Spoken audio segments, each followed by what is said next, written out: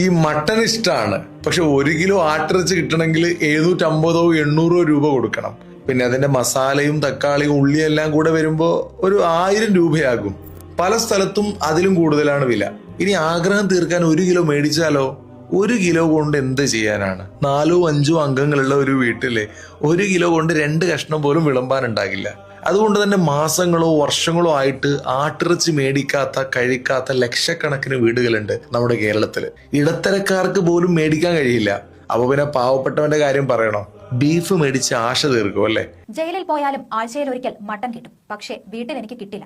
ഇന്നലെ മകനെയും കുടുംബത്തെയും തീയിട്ട് കൊന്ന ഹമീദ് ദിവസങ്ങൾക്ക് മുമ്പ് സമീപത്തെ ചായക്കടയിലിരുന്ന് പറഞ്ഞു. എന്നാൽ കേരളത്തിലെ എല്ലാ ജയിൽ പുള്ളികൾക്കും ആഴ്ചയിൽ ഒരു ദിവസം 200 ഗ്രാം വെച്ച് ആട്ടിറച്ചി വിളമ്പുന്നുണ്ട്.